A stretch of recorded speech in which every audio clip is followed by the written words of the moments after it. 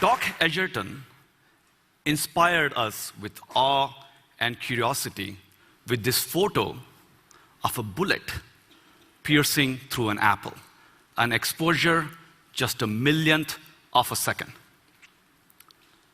But now, 50 years later, we can go 1,000,000 times faster and see the world not at 1,000,000 or 1,000,000,000, but 1,000,000,000,000 frames per second.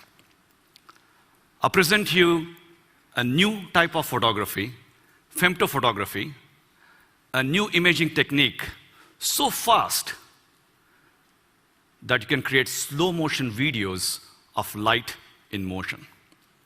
And with that, we can create cameras that can look around corners beyond line of sight or see inside our body without an X-ray, and really challenge what we mean by a camera. Now, if I take a laser pointer and turn it on and off in 1/1,000,000th of a second, which is several femtoseconds, I'll create a packet of photons barely a millimeter wide. And that packet of photons, that bullet, will travel at a speed of light, and again, 1,000,000 times faster than an ordinary bullet. Now, if you take that bullet and take those packet of photons and fire into this bottle, how will those photons shatter into this bottle? How does light look in slow motion?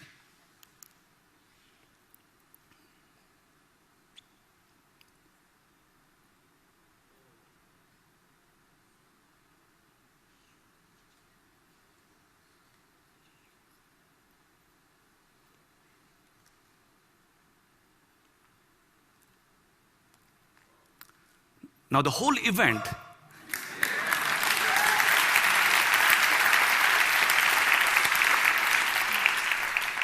Now remember, the whole event is effectively taking place in less than a nanosecond. That's how much time it takes for light to travel.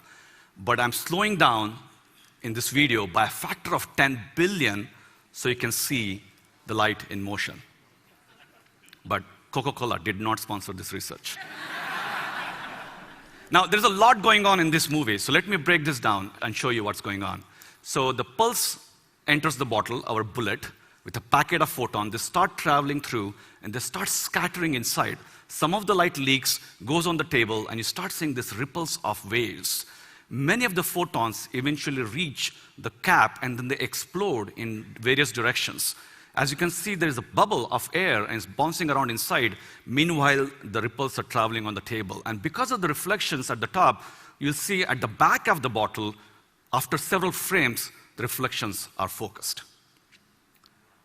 Now, if you take an ordinary bullet and let it go the same distance and slow down the video, again by a factor of 10 billion, do you know how long you'll have to sit here to watch that movie? A day, a week, actually a whole year. It'll be a very boring movie of a slow, ordinary bullet in motion. And what about some still life photography?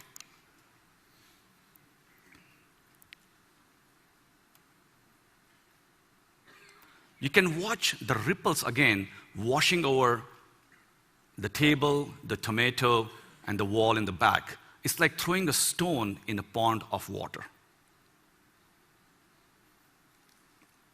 By the way, this is how nature paints a photo, one femto frame at a time. But of course, our eye sees an integral composite. But if you look at this tomato one more time, you will notice as the light washes over the tomato, it continues to glow. It doesn't become dark. Why is that? Because the tomato is actually ripe, and the light is bouncing around inside the tomato, and it comes out after several trillionths of a second. So in the future, when this femto camera is in your camera phone, You might be able to go to a supermarket and check if the fruit is ripe without actually touching it. So how did my team at MIT create this camera? Now, as photographers, you know, if you take a short exposure photo, you get very little light. But we're going to go 1 billion times faster than your shortest exposure. So you're going to get hardly any light. So what we do is we send that bullet, those packet of photons, millions of times, and record again and again with very clever synchronization.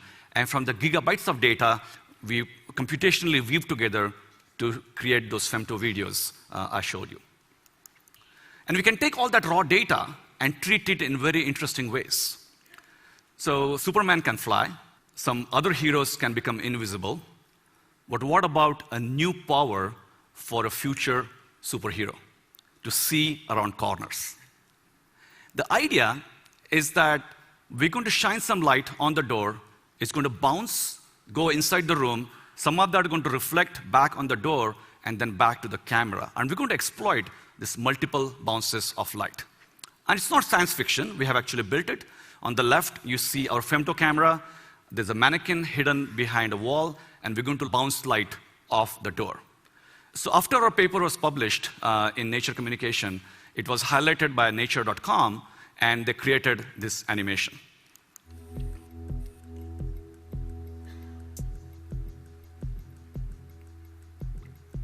We're going to fire those bullets of light, and they're going to hit this wall. And because of the packet of the photons, they will scatter in all the directions, and some of them will reach our hidden mannequin, which in turn will again scatter that light. And again, in turn, the door will reflect some of that scattered light. And a tiny fraction of the photons will actually come back to the camera, but most interestingly, they will all arrive at a slightly different time slot.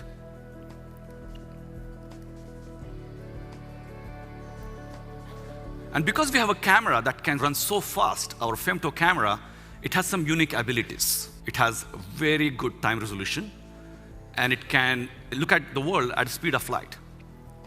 And this way we know the distances, of course, to the door, but also to the hidden objects, but we don't know which point corresponds to which distance.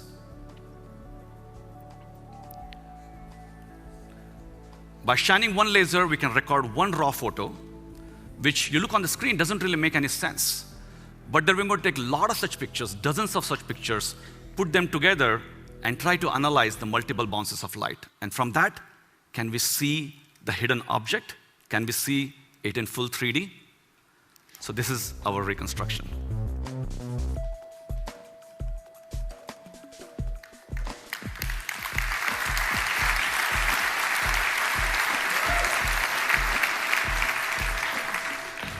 Now we have some ways to go before we take this outside the lab on the road, but in the future, we could create cars that avoid collision with what's around the bend.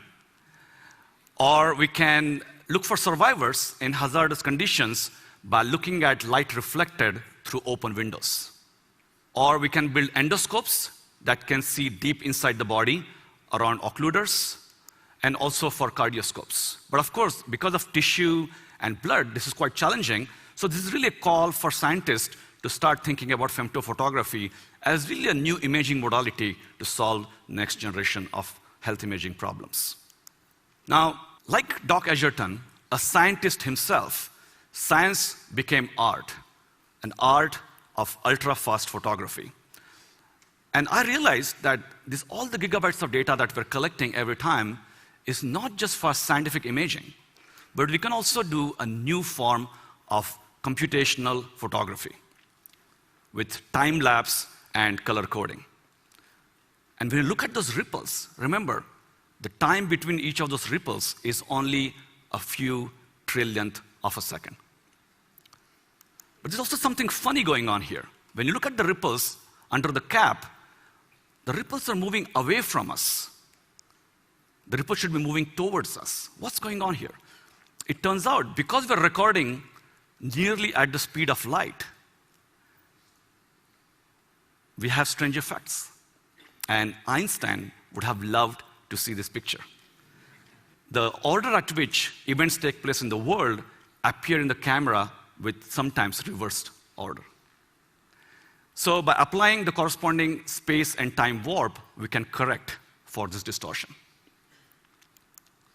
So whether it's for photography around corners, or creating next generation of health imaging, or creating new visualizations, since our invention, we have open sourced all the data and details on our website. And our hope is that the DIY, the creative, and the research community will show us that we should stop obsessing about the megapixels in cameras and start focusing on the next dimension in imaging.